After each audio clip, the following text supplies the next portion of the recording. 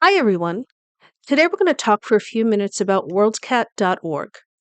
WorldCat is a global catalog of library collections, providing access to the catalogs of more than 10,000 libraries worldwide.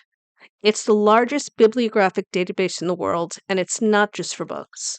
WorldCat also contains catalog listings for videos, microfilms, ebooks, website, ephemera, and a host of other records, allowing users to search for and locate materials across these libraries. As genealogists, we're always searching for information.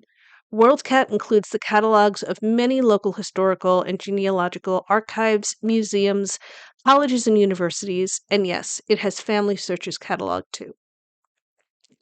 So let's take a look at how it works. This is the WorldCat homepage. The URL is worldcat.org, which will automatically redirect to search.worldcat.org. Either way works. Now, looking at the page, you can see that there are several menu items. Home, which is this page, libraries, topics, and lists, and then the About and Librarian sections. For this video, we're going to focus on search functionality, and you can see that the search bar is right in the middle of the homepage screen. Right below it are some featured topics, and when this video was recorded, I was lucky enough to have genealogy as one of them. So let's try our first search.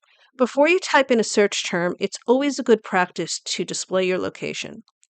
WorldCat will display the results of your search in order of distance from your location. You can change your location at any time. So, for instance, if you're taking a trip to Salt Lake City, you can change your location to check for resources there. WorldCat doesn't require you to create an account, but it's free and allows extra functionality like saving your searches and creating research lists that you can refer back to. Whether or not you create an account is up to you. Either way, WorldCat will display your location, and it's always a good idea to make sure you're searching in the location that you want. Let's start with a simple search. I'm going to search for a copy of Evidence Explained by Elizabeth Showen Mills.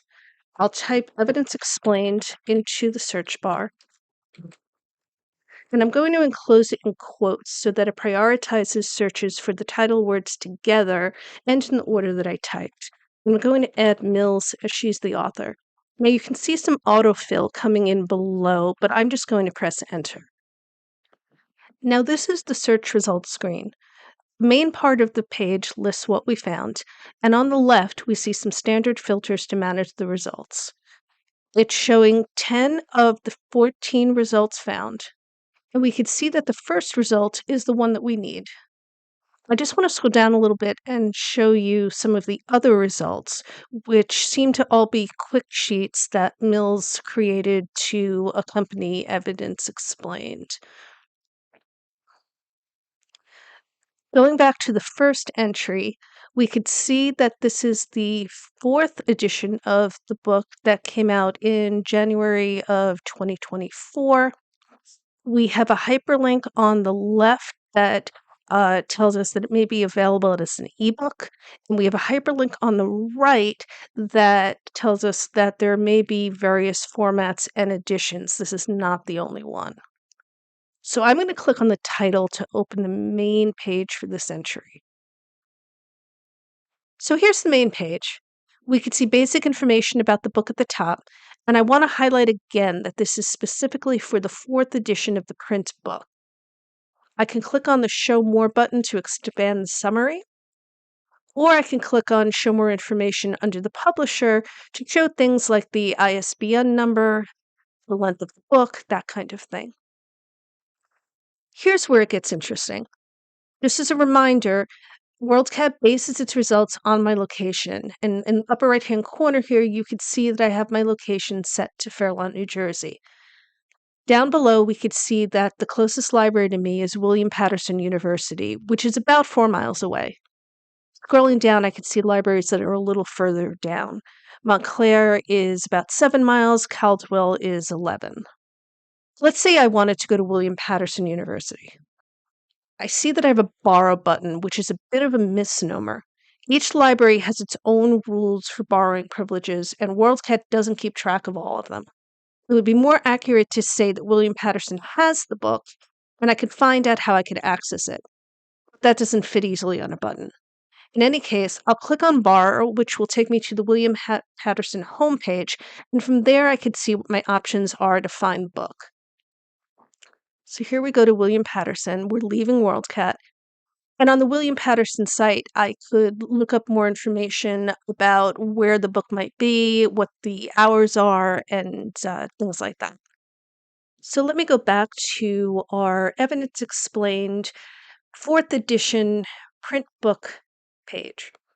Now, the area I live in has a lot of colleges and universities, and they're usually going to show up at the top of any search that I do.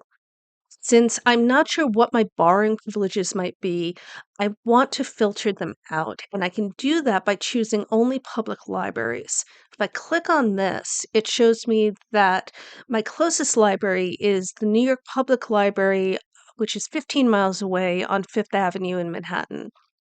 This is the one with the lions and the steps. You've all seen it in the movies. I want to point out that this is my closest library on WorldCat. My local Fairlawn library is only a few blocks away from me, but it doesn't have a WorldCat subscription, so I won't see it here, even if they have Evidence Explained. So if I want to see the book at the New York Public Library, I can click on the borrow link the same way we did with the William Patterson one, and it will take me to the New York Public Library website so I could see how to reserve the book. So what happens if I don't want to go to New York? 15 miles from my town to the library may seem short, but I'm in northeastern New Jersey, and between trains and bridges, it would take me over an hour. Maybe I don't need to have the latest edition. I can click up under Editions on the View All Formats and Editions hyperlink to see what else is available. If I look here, all my formats to start are print books, and it gives me the year that they were published. So I can scroll down, and I see down here that there is an ebook available for the 2007 edition. So let's click there and see where it takes us. Now, again, this is for ebook 2007. I have some of this older edition available at William Patterson again, Montclair. But if I look on the right-hand side, I also see that there's an open access version available. So I'm going to click on this Access Free button.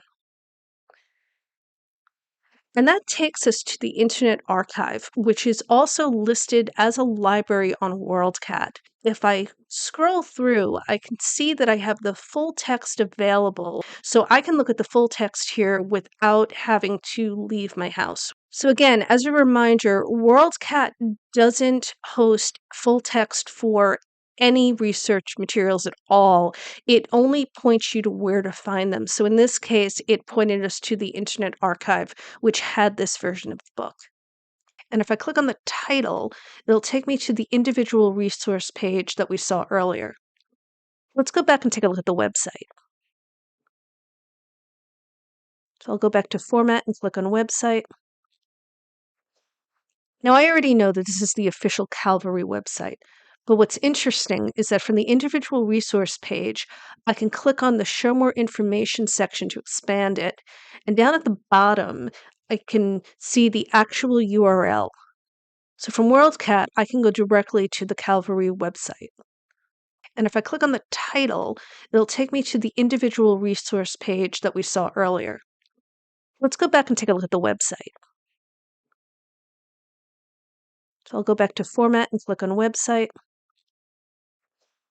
Now, I already know that this is the official Calvary website, but what's interesting is that from the individual resource page, I can click on the Show More Information section to expand it, and down at the bottom, I can see the actual URL. So from WorldCat, I can go directly to the Calvary website. Let's go back to the search results.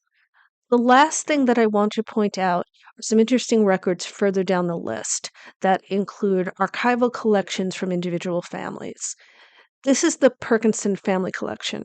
As with everything else, I click on the title to go to the individual page.